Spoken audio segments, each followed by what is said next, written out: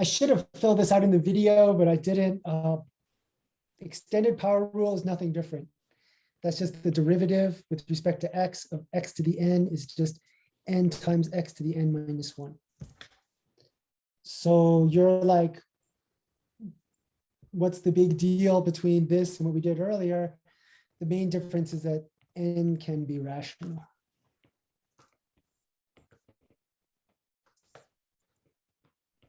And a rational number is a fraction.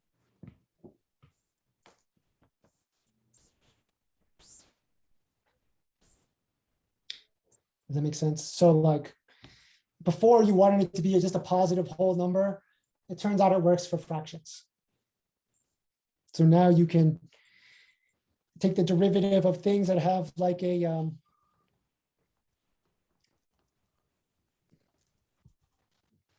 actually, let's take a look at example 9. When you guys see example 9, what goes through your head? What rule are you thinking about using for example 9? Anybody have any feeling? What rule would you use for this? See, Michelle says quotient rule. I'm sure many of the rest of you are thinking quotient rule, like Wilson's thinking quotient rule. And that's totally natural to think that. And it's not wrong. Quotient rule is not wrong. Steph says product rule.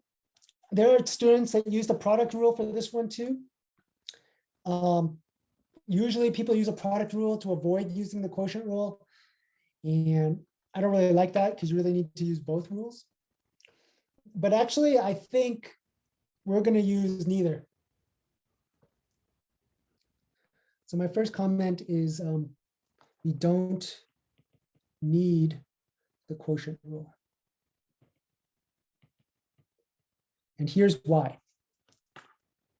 What I'm going to do is I'm going to take my j of x, I'm going to rewrite it. I'm going to rewrite it like this. 2/3 x to the negative 4.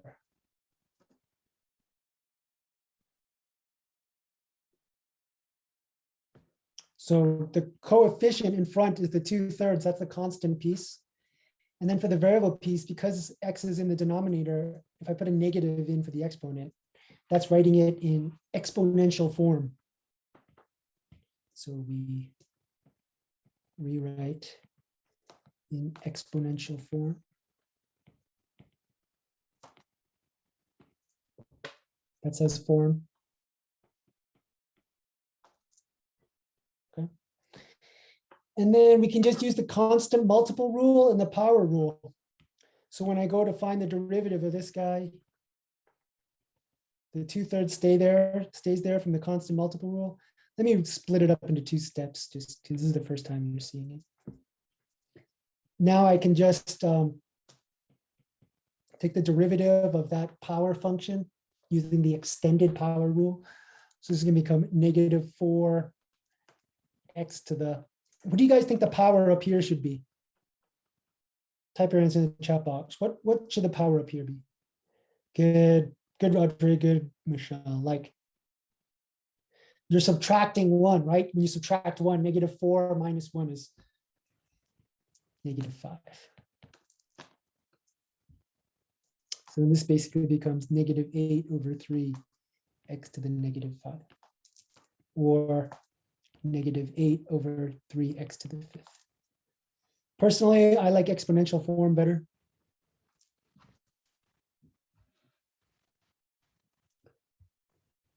So this idea of writing in an exponential form is something I highly recommend. Like we learned about position, velocity, and acceleration last class. Remember, position was like the 0th derivative. Then the first derivative gives you the instantaneous velocity. And then the second derivative gives you the acceleration. So if you had an exponential form, it'd be really easy to take the derivative of this guy, the second derivative. So